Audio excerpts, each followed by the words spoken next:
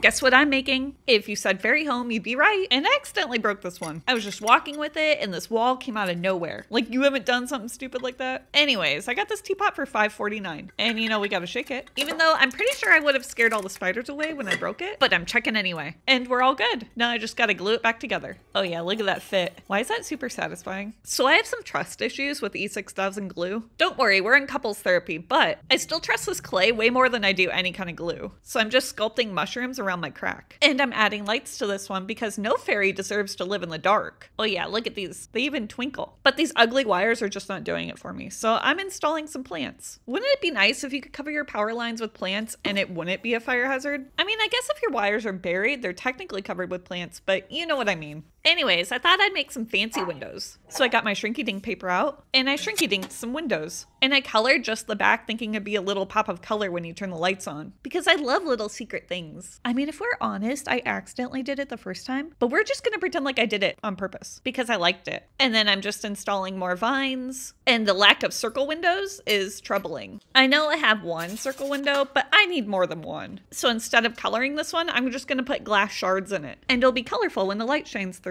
But we gotta match our mushroom theme, so I'm turning it into a mushroom circle window, which is way better than just a normal circle window. However, we do have a lack of doors, and as much as I'd like to make a teapot that's just windows, that would be super impractical. But that doesn't mean that our door can't have a window. So I'm just using this plastic and the spaghetti box to install a window. Though a clear window is boring, so I'm using this wasabi tape. Is that how you pronounce it? Wasabi? I always called it that, but I love wasabi, so I might just be projecting. Anyways, I'm using that to color the window. And then I got my bling box out and blinged the heck out of this door. Because every fairy deserves a little bling. I used green fluorite, rose quartz, and amethyst. But our door could use a ladder, so I'm getting my matchsticks out and cutting off the heads. And then use this wire to connect them all together like a ladder. A little bit of paint later and it's ready to be installed. That way, any handicapped fairies will be able to make it to the door. And then I thought some of the child fairies might need something to play on, so I'm making this swing and then installing it onto the handle. Look, it actually swings. Why am I so easily amused?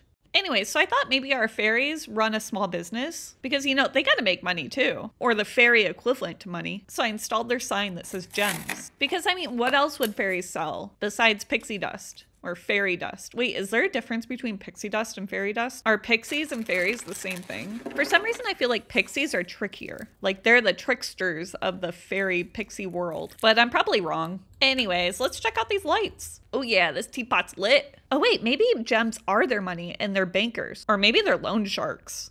Anyway, I think we're missing one big circle window. Now I'm gonna be honest, I did trace this from a real stained glass window. I hope that's not cheating because I don't know how to design a real stained glass window this complex. So I think it's okay, but I don't know. I guess just disclaimer, I did not design this window. And Emily, what are you doing up here? You know you're not supposed to be on the table. Anywho, before I was rudely interrupted, I'm just installing some bricks around my window. So I thought the fairies could use a shelf because everybody needs more storage, especially if you're living in a teapot. Nobody complains that they have too much storage. So what are they putting on their shelves? Fairy dust. Because remember, our fairies are loan sharks, and this is like collateral for their loans. Oh wait, maybe that would make them a pawn shop. Either way, they're definitely doing something seedy. Wait, is that the right word? Seedy? Or am I thinking of skeevy? Extevia? Okay, it's definitely not that word. I think that was a commercial. Anyways, so since our fairies are doing something seedy skeevy, I gotta install some better lighting, so that's why I'm putting in this lamp post. That way they're not doing all their transactions in the dark, because that would be dangerous, and we want our fairies to be safe. And now I'm just adding some plants to this flower box. But I did notice that our mushroom fairy teapot is not very mushroomy, so I'm gonna make some mushrooms out of the Sculpey. And whoops! Oh man, I burned it. It's alright, I'll just cover it up. Nobody will know, except you guys. But I trust you, you're not gonna tell anyone, right? And since fairy dust can be kind of a dangerous substance, we gotta label it. That way nobody thinks it's sugar or flour and tries to bake with it. Unless you want special fairy brownies, in which case, go for it. I don't judge. All right, and I'm done. Here's what it looks like all lit up. And then here it is, just a normal light. And what do you guys think? So a lot of you ask what clay I use, and I use Epoxy Sculpt. No, you don't need to bake it. Can I use the teapot? No, that angers the fairies. And another question I get is how long it takes me, and I'd say about 40 hours. And I do sell my artwork. My Etsy shop link is in my bio. If you're interested, check it out. Anyways, thanks for watching.